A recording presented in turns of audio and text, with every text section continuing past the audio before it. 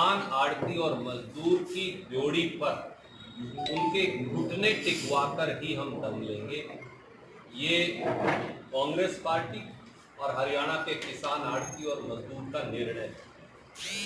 खेती विरोधी तीनों काले कानूनों के खिलाफ संसद के अंदर और संसद के बाहर कांग्रेस एक निर्णायक जंग लड़ेगी।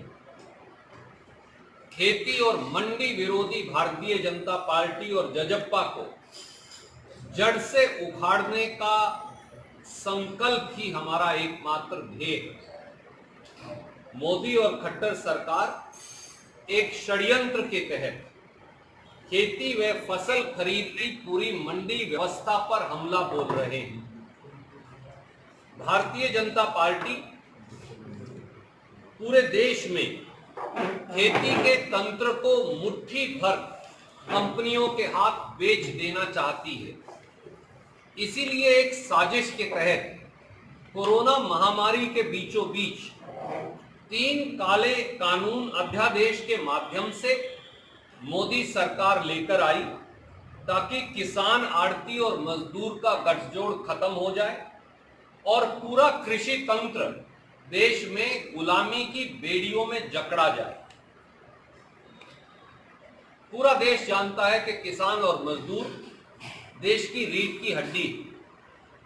किसान खेत में काम करके देश का पेट पालता है और किसान और मजदूर का बेटा सेना में भर्ती होकर बॉर्डर पर देश की रक्षा करता है। देश की अर्थव्यवस्था का भी सबसे बड़ा आधार हमारा कृषि तंत्र है, जहां पूर्व निर्धारित न्यूनतम समर्थन मूल्य के आधार पर अनाज मंडी व सब्जी मंडियों में किसान की फसल, फल इत्यादि की बिक्री होती।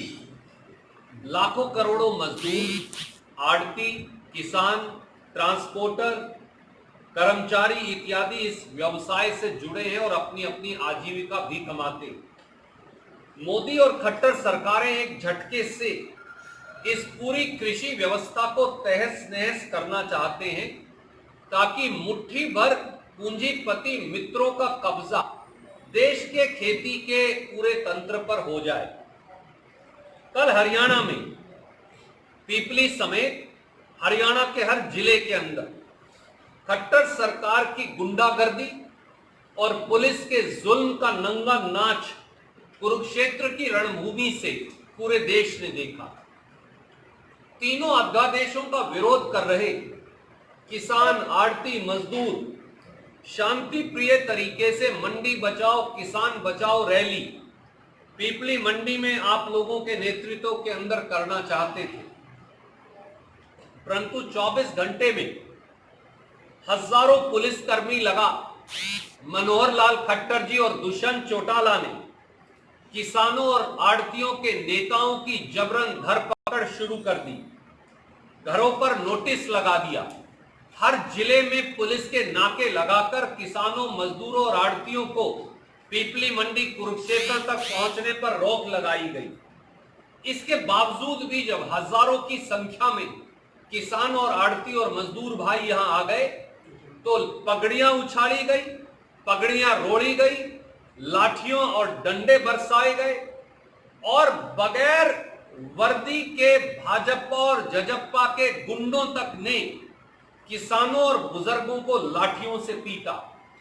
हमारे साथी हरवीर महल, जिनकी फोटो सबने देखी कि किस प्रकार से उनके सर पर लाठियों से कातिलाना हमला किया गया और इनका पूरे कपड़े खून के अंदर लथपथ थे। ये भयानक मंजर भी देखा। वो भयानक मंजर भी देखा कि वो सारे बुजुर्ग जिनके साथ दुष्यंत चौटाला भाग भाग कर फोटो खिंचवाया करता था, भाजपा को पानी पी पी कर गालियां दिया करता था, उन बुजुर्गों की टांगें तक तोड़ दी गई जजप्पा यानी दुष्यंत चौटाला और मनोहर लाल खट्टर जी की पुलिस के द्वारा। खट्टर और दुष्यंत चौटाला की जोड़ी का नाम इतिहास में उन 2 दुर्दांत शासकों के तौर पर लिखा जाएगा, जिनका शासन किसान, आड़ती और मजदूर पर जुल्म और दमन की निशानी बन गया।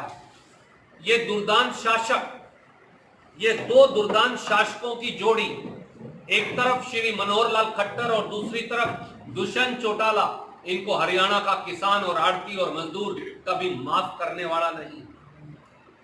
बुजुर्ग से बुजुर्ग लोगों को जिस बेरहमी से पीटा गया, जिस प्रकार सरदार गुरनाम सिंह चडूनी जो किसान यूनियन के अध्यक्ष हैं, उनके सहित पूरे प्रदेश के अंदर किसान यूनियन के नेताओं को जेलों में ठूसा गया, जिस प्रकार से मंडी के आड़तियों को मंडी के अंदर गिरफ्तार कर लिया गया, जिस प्रकार से पूरी की पूरी पीपली मंडी को नोटिस देकर बंद कर दिया गया, लाडवा मंडी को बंद कर दिया गया, ऐसा कोई उदाहरण पिछले 73 साल में हरियाणा में नहीं है। खट्टर साहब, दुष्यंत चौटाला जी, आपने हरियाणा के किसान की अस्मत को, उसके स्वाभिमान को, व्यापारी और आड़ती और मजदूर के स्वाभिमान को चुनौती दी। ये सुनिश्चित करेंगे कि दुष्यंत चौटाला और खट्टर जी की दुर्दांत जोड़ी की ये सरकार जब तक ये अध्यादेश वापस नहीं लेंगे, इस जोड़ी को, किसान आड़ती और मजदूर की जोड़ी पर घुटने टिकाकर झुकना पड़ेगा। और अगर ऐसा नहीं किया तो इस सरकार की उल्टी गिनती और इस सरकार के कफन में आखिरी कील ऐसे नौजवानों का खून की एक एक बूंद साबित होगी। कुरुक्षेत्र की रणभूमि हमेशा धर्म के साथ खड़ी, न्याय के साथ खड़ी है। कुरुक्षेत्र की रणभूमि में हमेशा न्याय और धर्म का वास रहा है। एक बार फिर कौरवों की इस भारतीय जनता पार्टी और जजप्पा की फौज को हरियाणा के किसान, आड़ती और मजदूरों के गठजोड़ के पांडव जो हैं, ये हराकर दिखाएंगे, ऐसा हमें विश्वास है। और संसद के अंदर और संसद के बाहर इन तीनों काले कानूनों का कांग्रेस पार्टी विरोध करेगी और ये संघर्ष तब तक जारी रहेगा जब तक ये काले कानून वापस नहीं ले लिए जाएंगे। आप कोई प्रश्न पूछना चाहें तो स्वागत। तो कांग्रेस का आरोप लगाया भाजपा के नेताओं ने, किसी में नहीं कांग्रेस के लोग जुड़े हुए थे, जिन्होंने बताया वो कांग्रेस से जेपी दलाल निकला। विनाश काले विपरीत बुद्धि दुष्यंत चौटाला और मनोहर लाल खट्टर जी की पार्टी के अंदर अब घुस गई है। सच्चाई यह है कि भाजपा और जजप्पा के अंत का समय आ गया। दुष्यंत चौटाला और मनोहर लाल खट्टर जी के पाप का घड़ा भर गया। अगर पूरे हरियाणा के अंदर लाखों किसान, आड़ती, मजदूर जो अपने अधिकार की लड़ाई लड़ रहे हैं, अगर वो सब कांग्रेसी हैं, तो फिर खट्टर साहब और दुष्यंत चौटाला को आज ही इस्तीफा दे देना चाहिए, क्योंकि फिर जनादेश तो उनके खिलाफ आ चुका है। अपनी मांग, अपना अधिकार की लड़ाई लड़ना अब दलगत राजनीति नहीं, ये लड़ाई दलों की रही ही नहीं, ये लड़ाई दिलों की है। पर खट्टर साहब और दुष्यंत चौटाला इसे समझेंगे नहीं। ये लड़ाई दलों की नहीं, पार्टियों की नहीं, ये लड़ाई स्वाभिमान और रोटी और रोजी और रोजगार की है।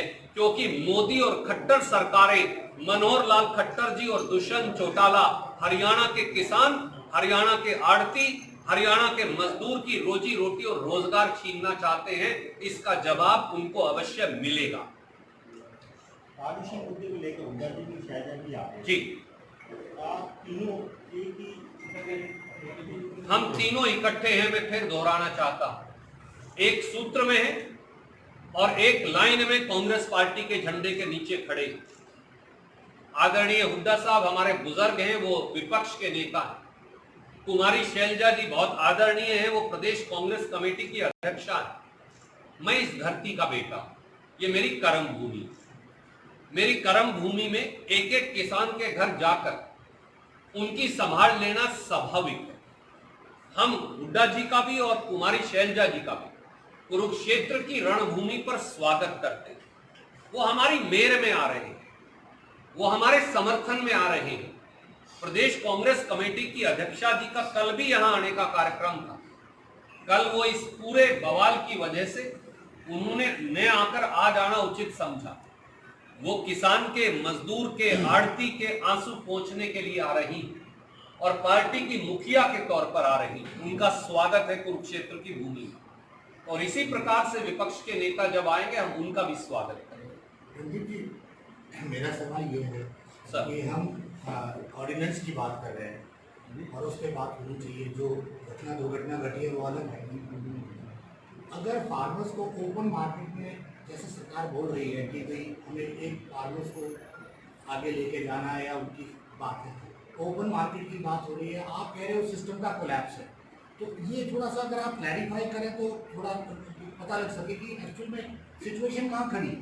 आपको सवाल के लिए साधुवाद, आपने बड़ा सार्थक प्रश्न पूछा। मोदी जी सत्ता में क्या कहकर आए थे मैं फिर याद दिलाऊंगा आज। C2 प्लस 50% MSP होगा, यानी C2, क्योंकि हम खड़ी बोली में नहीं समझ पाते, आप जानते हैं, पर मैं आपके दर्शकों के लिए कहना चाहूंगा और पाठकों के लिए। C2 में किसान की मेहनत है, उसकी जमीन का किराया है, उसकी इनपुट्स की लागत है और उसके कुल खर्चे, उसके ऊपर 50% मुनाफा देंगे, ये मोदी जी ने कहा था। आज सच्चाई ये है कि हिंदुस्तान में 24% फसल ही न्यूनतम समर्थन मूल्य पर खरीदी जा रही है, जो C2 जमा 50% से लगभग आधी कीमत है। तो मोदी जी आपके वादे का क्या हुआ? भाजपाई वादों का हुआ क्या? दुष्यंत चौटाला ये कहकर सत्ता में आए थे कि किसान विरोधी भारतीय जनता पार्टी और मनोहर लाल खट्टर जी को यमुना पार करवा देंगे, परंतु किसान से अधिकार लेकर उन्होंने खट्टर सरकार की ड्योढ़ी पर किसान के विश्वास को बेच दिया। मैं कठोर शब्द कह रहा हूं परंतु वो सही है। दुष्यंत चौटाला ने किसान के विश्वास को भाजपा की मंडी में बेच दिया। जब मंडी व्यवस्था खत्म हो जाएगी, जब न्यूनतम समर्थन मूल्य पर सरकार किसान की फसल खरीदने के लिए बाध्य नहीं होगी, तो जो अमेज़न ने पूरी दुनिया के छोटे रिटेल स्टोर के साथ किया, वो किसान के साथ करेंगे। 4 या 5 लोगों का देश की कृषि व्यवस्था पर कब्जा हो जाएगा। आड़ती, दुकानदार, मजदूर, ट्रांसपोर्टर, ये करोड़ों लोग खत्म हो जाएंगे और किसान अपने ही खेत में मालिक की बजाय मुजारा, मजदूर बन जाएगा। उन 4 या 5 उद्योगपतियों का और पूरे देश के गरीब और सामान्य वर्ग के लोगों को, क्योंकि किसान से तो अनुबंध हो जाएगा, कॉन्ट्रैक्ट हो जाएगा, पूरे देश के लोगों को वो 5 उद्योगपति वो आपको कपास बेचेंगे, वही आपको गेहूं बेचेंगे, वही आपको धान बेचेंगे। ना राइस शेलर रहेगा, ना आड़ती रहेगा, ना मजदूर रहेगा, ना किसान रहेगा और सब के सब पेशेवर मजदूर हो जाएंगे उनके नीचे। ये षड्यंत्र है जिसका कांग्रेस पार्टी विरोध कर रही है।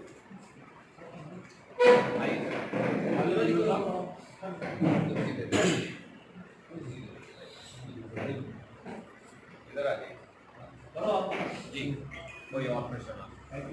सुरजेवाला जी, जिस तरह से अब गुरनाम सिंह निकल का है कि वो 14 तारीख से दोबारा फिर अपना आंदोलन जारी रखेंगे और 19 या 20 तारीख को पूरे हरियाणा में एक बार फिर से रोड जाम करेंगे, तो क्या कांग्रेस उनका फिर दोबारा साथ देगी या शर्तों में जाएगी? देखिए, किसान यूनियन किसी दल से संबंधित नहीं है। भारतीय जनता पार्टी के वो लोग जो आज बड़े बड़े बयान देते हैं,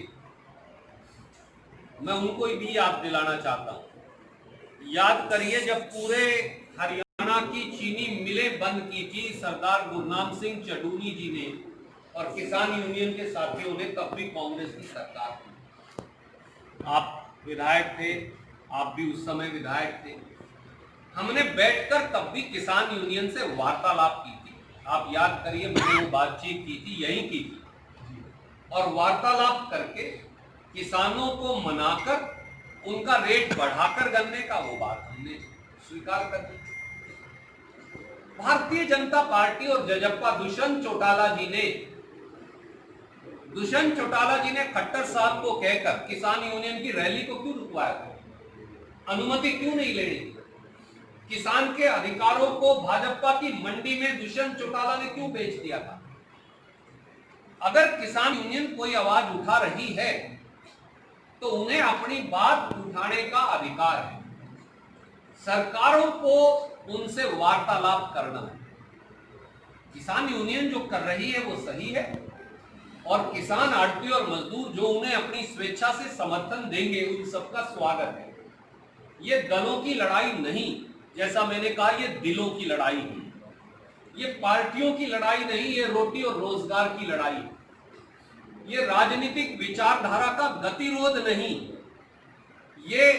ये जिंदा रहने की लड़ाई है किसान, मजदूर और आड़ती के लिए, क्योंकि उनकी जिंदगी पर मोदी और खट्टर सरकारों ने हमला बोला था।